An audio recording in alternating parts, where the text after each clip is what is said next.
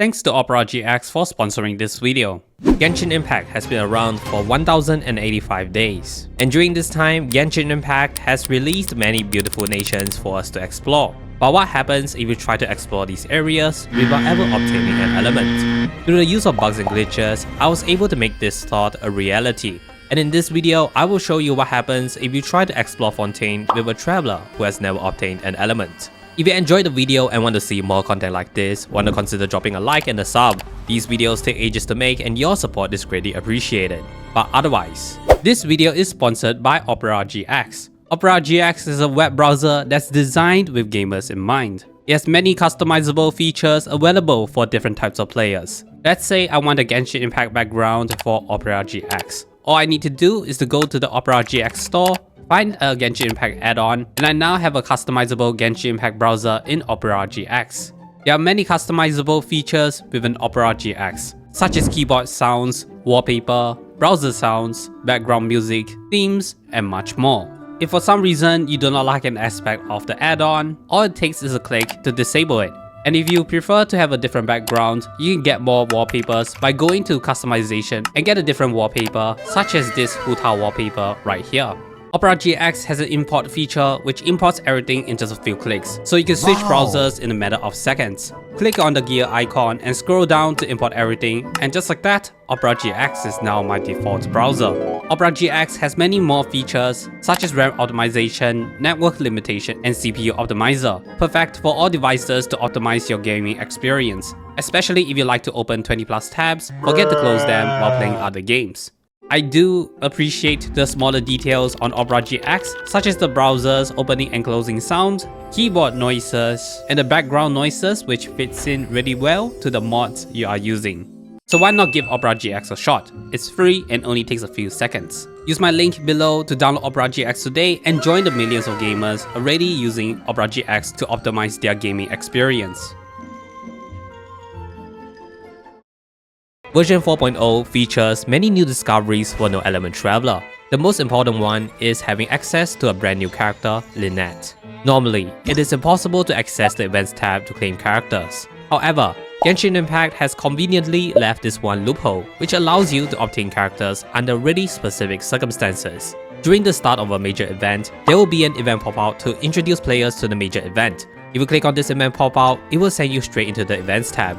You can only access this pop-out once in the entire version, but as long as you meet the requirements to obtain the character, No Element Traveler can claim any characters as if it was with any normal account. In Lynette's case, the requirement to obtain her is to simply reach Adventure Rank 25, and since I meet this requirement, I was able to obtain Lynette with minimal issues.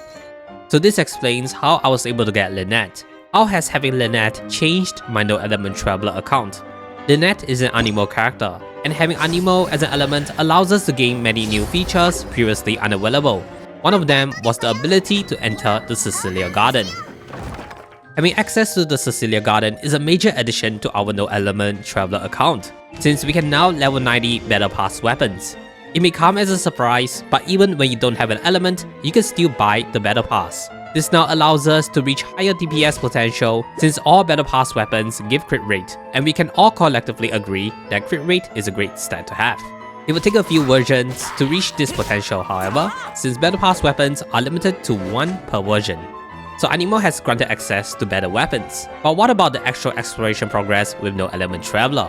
Besides our exploration being gated by the lack of a wing glider, No Element Traveler does not have the ability to dive underwater, as the diving icon is not present. But what if I glitch myself underwater using weird ledges Hoyoverse has left behind?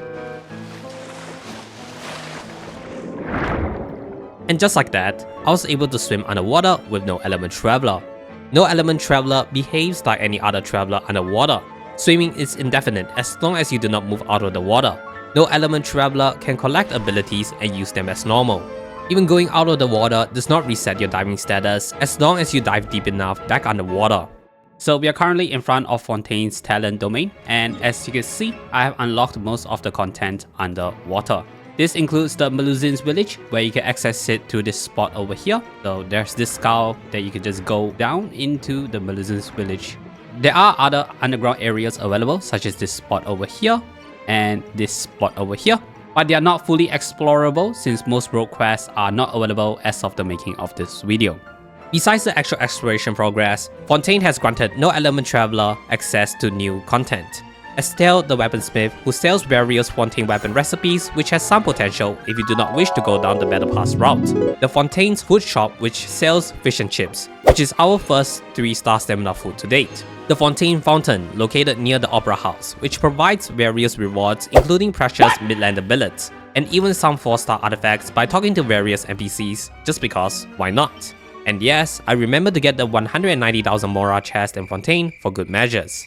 So as you can see, I'm currently in the Tewat interactive map for Genshin Impact. As you can see over here, I'm currently at 78 out of 85 Hydro Killers for version 4.0.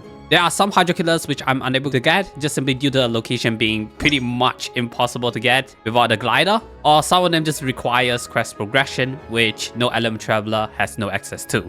In terms of the actual exploration progress, as you can see over here, it's 56, 67, and 60. It's pretty good. Most teleporters have been unlocked, but there are some that are just gated behind road quest. I believe it's the one in the ruins, so if you click over here, you can see it enters the ruins, but the rune itself is not unlocked, even though I do have a teleport waypoint in there.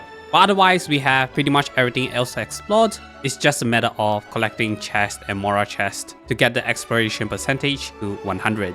In terms of the actual characters, here are the updated character roster. So we have No Element Traveler, level 90, ADM 1 to 3, pause if you want to have a look. He's running the Battle Pass weapon, the Black Sword, due to the healing capabilities. Artifacts, he's running 2-piece Bloodstain, 2-piece Pale Flame.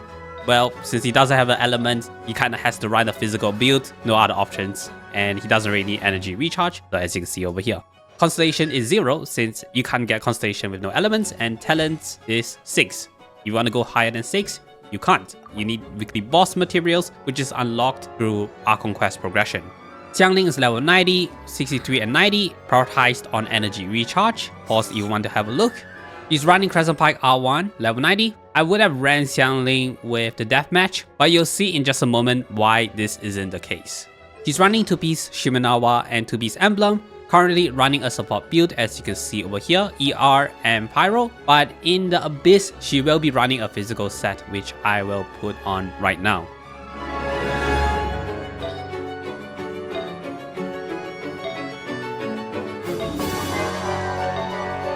But otherwise, Constellation 0 and Talent is 666. Collet level 90, 68 and 148, pause if you want to have a look. She's running the Viridescent Hunt, level 90, Reform Rank 1, so this is the Battle Pass bow that I got for version 4.0, which explains why Xiangling does not have the deathmatch. She's running 2-piece Noblies and 2-piece Emblem, running a typical support Dendro build like always, just that now that we have a higher crit rate, she's able to deal more damage. But otherwise, Constellation 0 and Talent is 666. And last but not least, we have Lynette at level 40, running quite heavily on energy recharge, but otherwise pause if you want to have a look. She's running Setwood Blade with on rank 1. This time round, I was able to get a Midlander sword billet from the Fontaine Fountain at level 4. But otherwise, I would have gone for the Skyrider sword, which is not bad either, since you do get a lot of energy recharge as a 3-star sword. Artifacts, she's running 2-piece Emblem and 2-piece Tenacity, mainly due to the lack of artifacts that I have, but 2-piece Tenacity is not bad. But otherwise, it is a really typical support Lynette build. Constellation 0 and Talent is 111. So now we have 4 characters for No Element Traveler. What about the Spiral Abyss? This time round, I was able to make it much further than anticipated. However, this did not come without major challenges I had to overcome. We start from floor 9. Chamber 1 didn't pose any challenges, which led to an easy 3 stars. Chamber 2 was slightly more difficult due to the sheer amount of monsters you have to dodge. But with some combat optimization, I was able to eventually beat this chamber with 3 stars. Chamber 3, however, was extremely difficult. The elemental buffs in the chamber heavily reduced our damage output, while making the monsters immune to knockback. This meant that I had to spend a lot of time dodging instead of attacking. It took a really long time, but eventually I was able to complete the chamber but with no stars. But it was still enough for us to attempt floor 10. Floor 10 was surprisingly easier than floor 9. Chamber 1 once again didn't pose much challenge, which led to an easy 3 star. Chamber 2, however, required a lot more dodging. I had to strategically hit the right units in order to survive long enough to complete the floor, which is why I only had 1 star from this chamber. Chamber 3 only had a small number of enemies, but since the enemies had a lot more health, this led to a 2-star completion.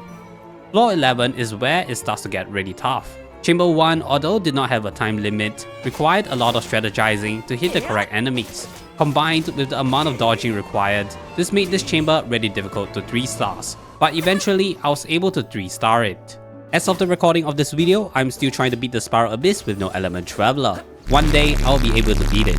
So, if you want to be there when the day comes, make sure you subscribe to the channel and turn notification bell on. If you are interested to play No Element Traveler yourself or just want to know more about how the game mode works, there is a No Element Traveler Discord you can join, which will be somewhere down in the description. But otherwise, thanks to Opera GX for sponsoring this video.